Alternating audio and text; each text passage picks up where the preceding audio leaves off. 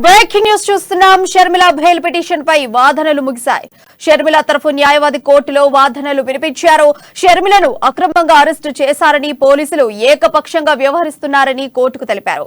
పోలీసులు హైకోర్టు నిబంధనలు పాటించడం లేదని కోర్టు దృష్టికి తీసుకెళ్లారు. షర్మిల పోలీసుల విధులకు ఆటంకం కలిగించారని పోలీసులు తరపు న్యాయవాది తెలిపారు.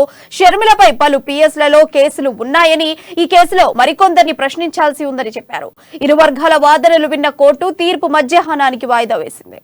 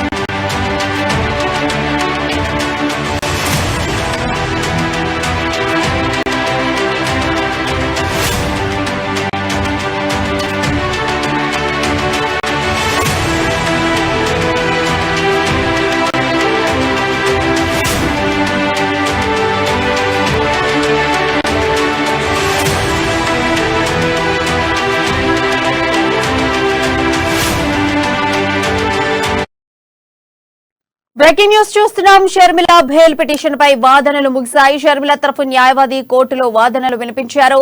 షర్మిలను అక్రమంగా అరెస్టు చేశారని, పోలీసులు ఏకపక్షంగా వ్యవహరిస్తున్నారని కోర్టు తెలిపారు. ఇక దీనిపై మరింత సమాచారం మా ప్రతినిధి ప్రవీణ్ తెలియజేస్తారు. ప్రవీణ్, చెప్పండి, అసలు షర్మిల ఎందుకు అరెస్ట్ అయింది, అసలు ఇదంతా సంగతి, ఇవన్నీ అప్డేట్స్ ఏమున్నాయి మీ దగ్గర? Okay, thank you Priya. నిన్న చూసుకున్నట్లయితే వైఎస్ఆర్సీపీ అధినేత షర్మిల అలాగే పోలీసు మధ్య ఒక వాగ్వాదం జరిగింది. సో దానికి సంబంధించి పోలీసు వారిని భౌతికంగా గాయపరిచిందని చెప్పేసి పలు కేసులు, ఒక 4 కేసులు అయితే పెట్టారు. సో దానికి సంబంధించి నిన్న జూబ్లీహిల్స్ పిఎస్కి తరలించిన తర్వాత నాంపల్లి కోర్టుకి తరలిస్తే అక్కడ కూడా ఇచ్చారు. ఒక 14 రోజులు జ్యుడిషియల్ రిమాండ్కి అయితే పంపించిన నేపథ్యంలో ఇప్పుడైతే ఎక్కడైతే చంచల్గూడ జైల్లో అయితే ఉన్నారో, అయితే ఈ రోజు దీనికి సంబంధించి ఒక ఘటనలకు సంబంధించి ఒక అక్రమ కేసులు బనాయించారు నా మీద అని చెప్పేసి ఒక బెయిల్ అయితే పిటిషన్ అయితే వేయడం జరిగింది. దానికి సంబంధించి ప్రస్తుతం అయితే వాదనలు అయితే ముగిసి దీనికి సంబంధించి నాంపల్లి కోర్టు మధ్యాహ్నానికైతే వాయిదా వేసింది. అయితే ఇక్కడ దీనికి సంబంధించి కూడా షర్మిల ఒకటే చెప్తున్నారు, నేను టీఎస్పీఎస్సీ ఒక లీకేజ్ వ్యవహారంపై ఒక సిట్ అధికారిని ఒక వినతి పత్రం ఇవ్వడానికే నేను వెళ్ళాను తప్పించి నేను దేనికి నేను వెళ్ళలేదు. సో ఒక ముట్టడి ప్రయత్నంలో భాగంగా నేను ఏం చేయలేదు. నన్ను ఈ విధంగా అడ్డుకునే ప్రయత్నం చేశారు. అలాగే నేను మహిళనై ఉండి ఒక పార్టీ అధ్యక్షురాలని, అలాగే మహిళని, కానీ మహిళా పోలీసులు కూడా లేరు. అక్కడ మొత్తంగా చూసుకుంటే 30 మంది కూడా పోలీసులు, మగ పోలీసులే ఉన్నారు. ఒక మగ పోలీసులందరూ కూడా నన్ను ఎక్కడ పెడితే అక్కడ చేతులు వేస్తూ అసభ్యంగా ప్రవర్తించే రీతిలోనే ఒక తోపులాటల భాగంలోనే అట్లా జరిగింది, కానీ నేనైతే గాయపరచలేదు అని చెప్పేసి షర్మిల ఒక వాదన ఉంది. సో దీనికి సంబంధించి కూడా ఇప్పటికే రాష్ట్ర వ్యాప్తంగా కూడా ఈ రోజు ప్రతి నియోజకవర్గంలో కూడా వైఎస్ఆర్సీపీ తెలంగాణ పార్టీ సంబంధించి నేతలందరూ కూడా ఒక ఉధృత పిలుపు అయితే అంటే ఇచ్చారు. ఎందుకంటే ఒక అక్రమ కేసులు బనాయించారు షర్మిలపై.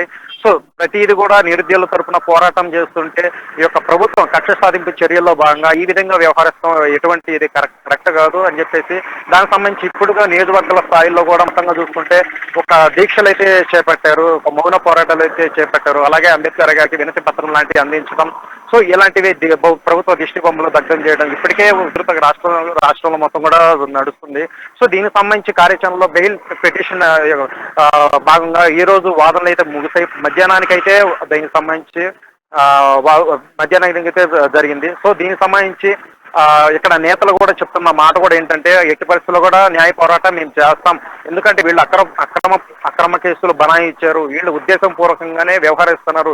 సో ఎట్టి పరిస్థితుల్లో కూడా మేము బెయిల్ తెచ్చుకుంటాం. సో బెయిల్ రాని పక్షంలో ఈ ఉద్యమాన్ని అయితే ఉధృతం చేస్తాం, రాష్ట్ర స్థాయిలో కూడా ఉధృతం చేసి ఈ ప్రభుత్వం చేస్తున్న అక్రమాలపై మేము న్యాయ పోరాటం చేస్తామని చెప్పేసి ఒకవైపు తెలంగాణ వైఎస్ఆర్సీపీ తెలంగాణ పార్టీ నేతలు అయితే ఇక్కడ చెప్తున్న పరిస్థితి. ప్రస్తుతం అయితే మన దగ్గర ఉన్న సమాచారం అది చూడాలి, మధ్యాహ్నం బెయిల్ వస్తుందా రాదనే చూడాలి. ఒకవేళ బెయిల్ వస్తే మాత్రం సంబంధించిన ఒక రిలే నిరాహార దీక్ష అయితే చేపడుతున్నారు. దీనికి ఒక దానికి సంబంధించి ఆల్రెడీ కోర్టు నుండి పర్మిషన్ అయితే తీసుకున్న నేపథ్యంలో సో ఇటువంటి ఘటన అయితే జరిగింది. చూడాలి, బెయిల్ వస్తే మాత్రం దానికి తరువాత కార్యాచరణ టీసీకి సంబంధించి కార్యాచరణ అయితే ఉంటుంది. ఒకవేళ బెయిల్ రాని పక్షంలో అయితే చూడాలి ఈ యొక్క వైఎస్ఆర్టీపీ రాష్ట్ర స్థాయిలో ఏ విధంగా ఉధృతం చేస్తారు, ఈ యొక్క అక్రమ కేసులు పెట్టారని చెప్పేసి వీళ్ళు అంటున్న నేపథ్యంలో చూడాలి దీనికి సంబంధించి ఎటువంటి పరిణామాలు చోటు చేసుకుంటాయని కూడా మనం చూడాల్సి ఉంటుంది. ప్రియా, ప్రవీణ్, షర్మిలపై ఈ కేసే కాకుండా ఇది వరకు కూడా కొన్ని కేసులు కూడా పెట్టడం జరిగింది అని చెప్పేసి పీపీ చెప్పుకొచ్చారు. అయితే ఇది వరకు ఏమేం కేసులు దానిపైన ఉన్నట్టు ఉన్నాయా, వాటి గురించి మీ దగ్గర ఏమైనా అప్డేట్స్ ఉన్నాయా?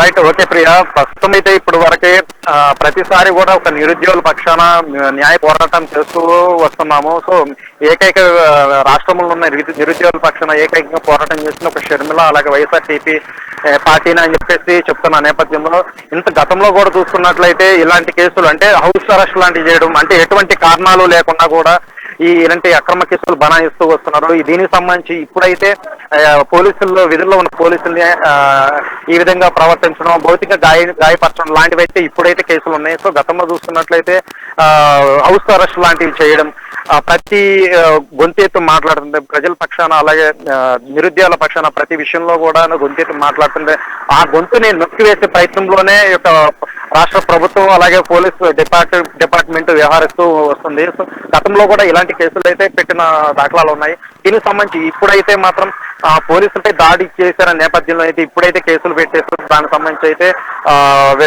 ఘటన అయితే నిన్న చోటు చేసుకున్న ఘటన ఉదాహరణ. చూడాలి దీనికి సంబంధించి అయితే ఇంకా అప్డేట్స్ అయితే వచ్చే అవకాశం ఉంది. మధ్యాహ్నం లోపు ఎటువంటి తీర్పు వస్తుంది, ఇప్పుడు నాంపల్లి కోర్టు ఎటువంటి తీర్పు ఇస్తుందని కూడా వేచి చూడాలి. ప్రియా,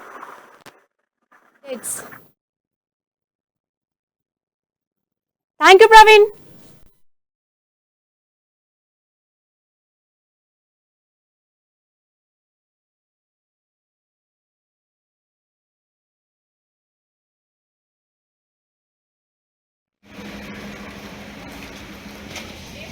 లేదు